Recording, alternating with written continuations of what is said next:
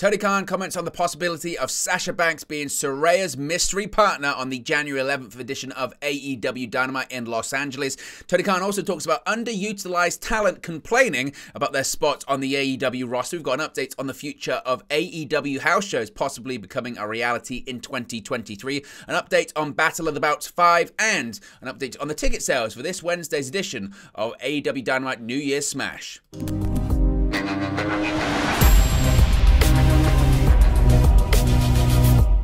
Hey guys, welcome back to Wrestle News 365. Hope everyone is doing very well. As always, there are plenty of news stories to get into in the world of All Elite Wrestling. We have to start off talking about Tony Khan's interview with Grapsody, possibly hinting at Sasha Banks, the boss, the former SmackDown and Raw Women's Champion, coming in and becoming All Elite and partnering former WWE superstar Paige, now known as Saraya, against AEW Women's World Champion Jamie Hayter and Dr. Britt Baker, DMD, in LA on Dynamite in a couple of weeks' time. Of course, it would be on the back of Sasha Banks is joining New Japan Pro Wrestling, making her debut with New Japan on January 4th, just the week prior. So certainly a big couple of weeks for Sasha Banks as well. But let's start off talking about Tony Khan's comments about Sasha Banks possibly coming in, because Sasha Banks' impending departure from WWE has led to speculation online that she might eventually join All Elite Wrestling. Banks has reportedly already signed a deal with Bushiroad for a number of appearances and at least one match, starting off with New Japan's upcoming Wrestle Kingdom 17 show in Tokyo next week. But that does still leave the door open for her to join another promotion in the United States. That speculation accelerated when Saraya announced she'd have a mystery partner to take on Dr. Britt Baker and AEW Women's World Champion Jamie Hayter on January 11th at the Kia Forum in Los Angeles, California. Now, AEW President Tony Khan directly addressed that speculation during his recent interview with the Grapsody podcast. When asked if he had an update on that mystery partner, he said, quote, "I don't think it would behoove me right now. Well, in January, you're definitely going to find out who it is. You will know in January, but right now, probably not something that serves my interest well." To quote Jerry Kelman from Succession, "How does it serve my interest?" Now, if you listen to that quote and you say, "Well, I'm not sure, Owen, I still don't know, maybe he's being very cautious there," we've got the clip from the podcast. Make your own mind up. Does Tony Khan here tease the boss coming into AEW? Like to see more of? Piggybacking off of that, you do have a match coming up on January 11th at the Forum that has a mystery tag partner in it. Obviously, Toni Storm just came back on a recent episode of Dynamite. I've seen people say that she could be an option.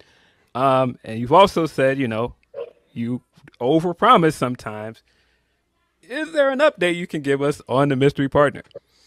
Not at this time. I don't think it would behoove me to do that right now. But what about in January, Tony Khan? Well, in January, you're definitely going to find out who it is, like you said. That with certainty, we'll know in January. But right now in December, that's not something that probably serves my interest, Phil. Okay. I'll ask Jerry Kelman from Succession question. How does it serve I just figured I would ask, because I did see some people online saying, well, Tony's back, so it has to be Tony. And I was like, I don't think they ever said that. Yeah. I mean, look, here's the thing. She has a decision to make. Saraya does. Now, in typical Tony Khan fashion, they dodged the question very, very well. But it's led to a lot of people going, I tell you what, it does feel like her, because, as he says, he doesn't want to set expectations too high, but the expectation right now is that indeed it's going to be Mercedes Varnado. Now, if it was not going to be Mercedes Varnado, you would think he would put it out there and say, no, it's not going to be her. I don't want to get your expectations too high, but it does feel like it could certainly be the former Sasha Banks making her debut of AEW. Now, Saraya, whose history with Banks is well documented, was also asked about the mystery partner during a recent interview with Forbes, saying, quote, "I feel like any time there's a mystery, everyone always goes straight for Mercedes. They're like, straight away, it's her. There's plenty of women out there. I'm not going to say yes or no to anybody, but there's a lot of exciting prospects for a potential tag team partner." Now, certainly, again, it adds to the speculation, and this is the point. This is why it's a tease in the first place, is to get people speculating. What we can deal with is the facts right now, and the facts certainly are that Sasha Banks is going to be in Japan on January 4th. She's already in Japan, but she's going to be at the Tokyo Dome. Maybe that's a better way of saying it. She's going to be at the Tokyo Dome on January 4th for Wrestle Kingdom 17. Most likely, she's going to be confronting Kairi after she defends the IWGP Women's Championship. That's going to lead to a match sometime in February. But the speculation then becomes a week after January 4th, that 7 days later at the Kia Forum, when Jamie Hayter and Dr. Britt Baker, they've made their entrances, and Saraya, she's made her entrance. When everyone turns to the new Dynamite stage, whatever that looks like at the time, because of course we'll get new stages, new graphics, new everything when it comes to AEW television. When they turn to that stage, is it going to lead to Mercedes Varnado making her AEW debut? I've said at this point that I feel like it's going to happen. I feel like, again, you don't want to take too much away from what Tony Khan said there, because he didn't say a lot, and that's what he does, especially with interviews. And look, if he was really heavy-handed with it and said, I can't say much, but what I will say is it's going to be a boss debut, people would be like, oh, you've ruined the surprise. And this is part of the fun. Part of the fun is the anticipation, and sometimes it can be the thing that's the most frustrating when you raise your expectations that high and then it doesn't lead to what you hoped would happen. So that you have to be careful. Yeah, you do have to be very careful with that. I think that's a very fair analysis to make. But as time goes on, my feeling is that it's going to be her, because the expectations are already high. I've seen people say it's going to be Chris Statlander. No disrespect, but if it's Chris Statlander, the reaction would be negative online. If it's Toni Storm, the reaction would be negative online. Look at what WWE did recently with Becky Lynch when she made her return 24 hours before Survivor Series War Games. They did that knowing the expectation was most likely it would be Sasha Banks, because Survivor Series was in Boston and they hyped up the mystery partner. And I guess the thought process was, well, look, if everyone goes to that event with the idea that it is Sasha Banks, when Sasha Banks doesn't come out, people aren't going to be happy. Even though it's Becky Lynch, and Becky Lynch is the man, and she's a massive star, and she's super over, they're still not going to be happy because they wanted it to be Sasha Banks. So if it's not Mercedes Varnado for AEW, in the next couple of episodes of Dynamite, this week or next week, they kind of need to reveal who it is, because the expectation right now is, I think, from most people, is that it will be Banks. And if Banks doesn't make her debut then, people might be a bit annoyed. And that's not AEW's fault. That's the fans' fault for letting their mind go to that direction. But sometimes the product, AEW, has to do the right thing for the audience. And that's not let them get too carried away if they know they're going in a direction which isn't actually going to be the reality of the situation. Now, during this interview as well, Tony Khan was asked about some of the more controversial topics this year, one being some grumbling, some unhappiness backstage in AEW, particularly people feeling they're not being used enough or being underutilized. Now, this is what Tony Khan had to say about it. Quote, "You're never going to keep everyone happy. You have to think about that." Tony Khan, as I mentioned, recently spoke with Fightful's Grapsody podcast about the recent spats of disgruntled wrestlers taking their frustrations over a lack of TV time to Twitter. A recent example being former AEW TNT champion The Redeemer Miro, as well as recent comments about the locker room from the often critical Eddie Kingston. This is what Tony Khan had to say, quote, "You have people that are going to be a focus week to week," Tony said in the interview, which was recorded actually before Friday's edition of AEW Rampage aired. "Eddie's a big part of tonight's show. We'll see Eddie on Rampage tonight. There are dozens of wrestlers featured on Dynamite and Rampage every week. And throughout those 3 hours, you see a lot of names. But there's a lot of names you aren't seeing in AEW every week, and sometimes they're silent about that, and sometimes there's a reason. Somebody's hurt, somebody's working on another project, somebody's getting repackaged, or frankly, there's just not enough slots on the 3 hours." Khan noted that this is a unique problem to the pro wrestling business, saying, quote, "It's not really common in the NFL for the backup quarterback to complain to the coach that he's not playing. It's not common in the NBA for the backup point guard to slight the coach because he's not getting minutes." Khan says he has an easy, consistent way of looking at his wrestlers' frustration, saying, quote, "I take it with a smile. I'll keep taking it with a smile. It's okay. I understand that everyone wants to wrestle and wants to do things." The AEW president would go on once again to praise the locker room, saying, quote, "We have a lot of great wrestlers here, and when they're here and we can get everyone involved, I love that." And you know what, actually, I do think that is a positive way to look at it, because Tony Khan does need to figure that out quickly, and probably this year's been the best year to figure that out for him. You are never going to keep everyone happy. This idea that you've constantly got this completely, solid and unified locker room is very, very rare. And maybe that was the case for AEW because, look, in 2019, they were an upstart company. In 2020, they were going through the pandemic into 2021, and it really was all hands on deck, and it was a unique time in the business, and they were fighting to keep this upstart company alive. But at this point, AEW's had success.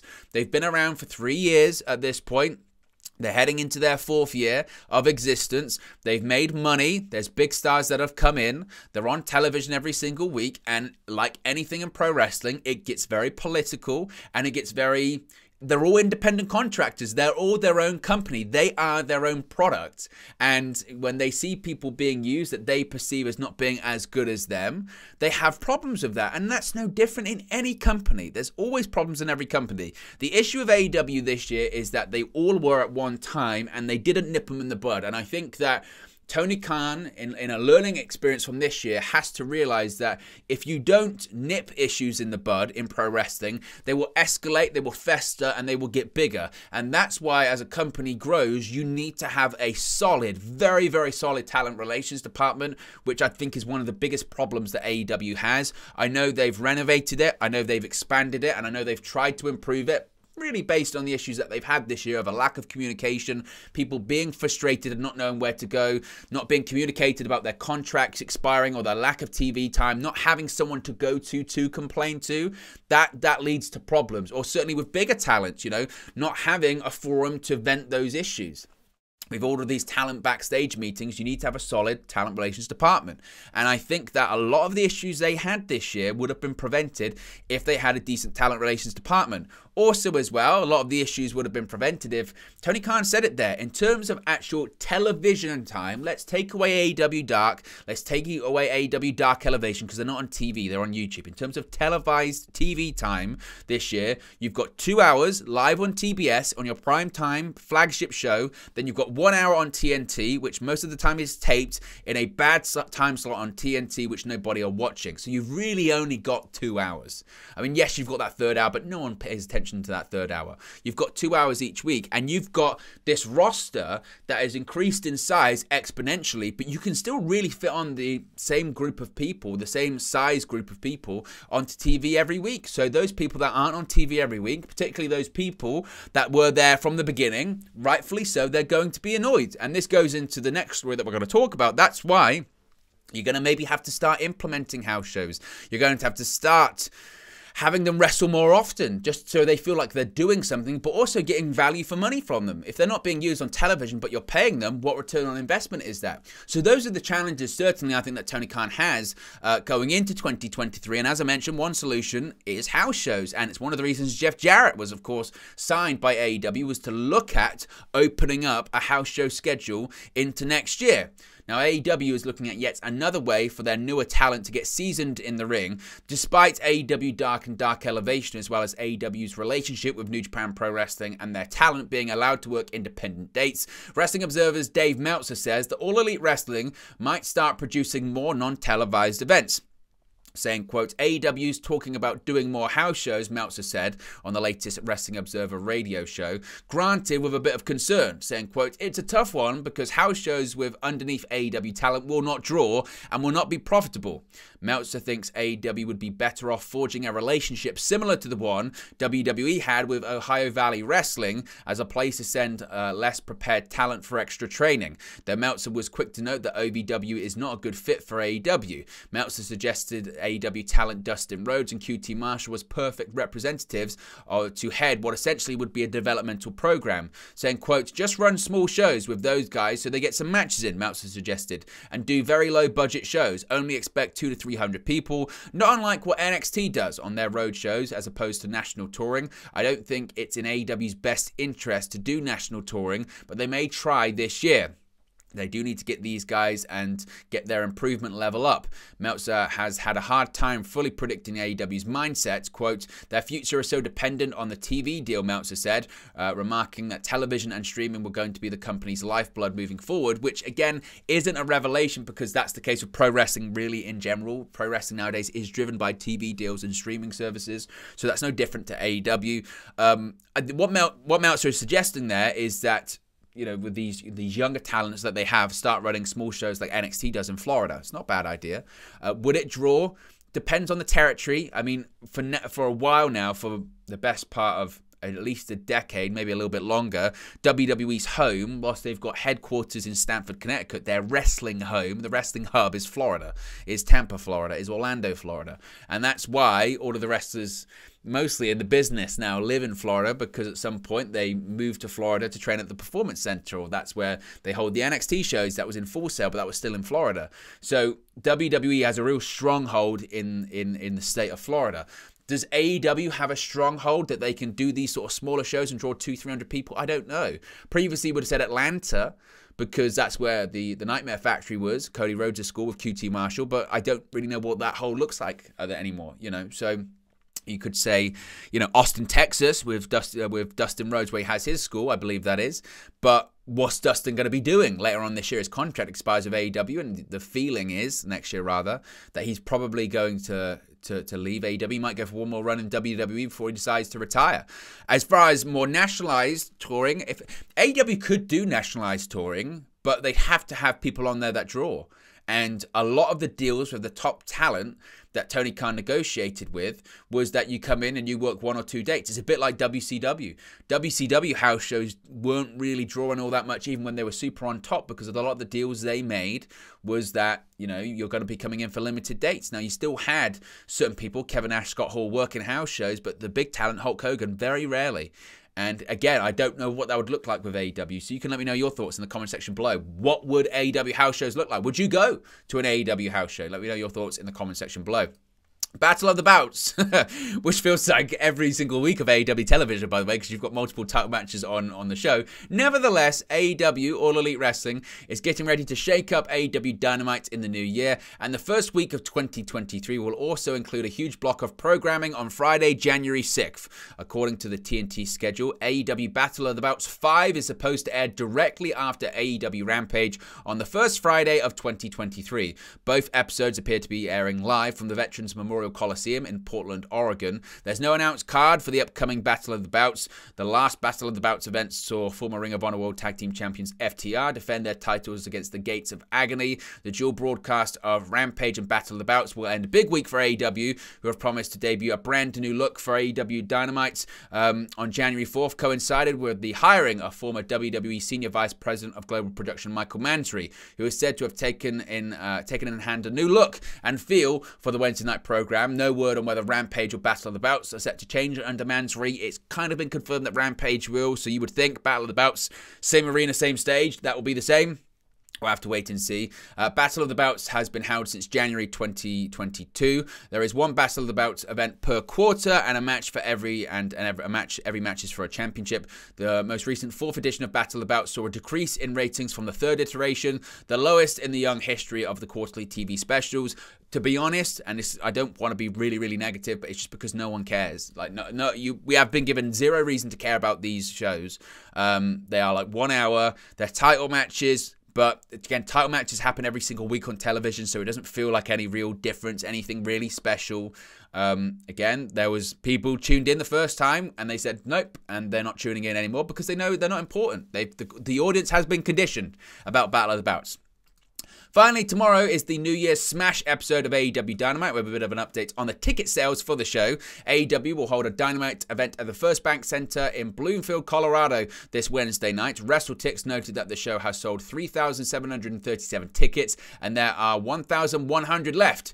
The updated card for the show is as follows. You have Ruby Soho and Willow Nightingale versus Tay Mello and Anna J.A.S., excuse me. The Elite versus Death Triangle in a no disqualification match 6 of the best of 7 series for the AEW Trios Championships. Top Flight versus Claudio Castagnoli and Jon Moxley. Ethan Page versus Bryan Danielson, and the TNT Championships on the line as Samoa Joe defends against Wardlow. You would probably expect them. They're about just over 250 away from drawing 4,000, so you'd probably say they're going to be close to 4,000, which is kind of par for the course.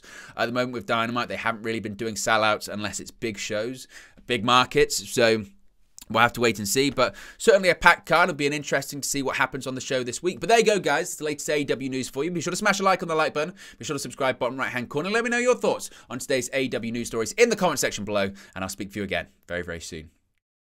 Hey guys, thank you for watching, listening, streaming, or however you come across this video today. Be sure to click on the video on the right there to watch our next video, or click the bottom there to subscribe, or the bottom right hand corner. Thank you very much, and I'll speak to you again very soon.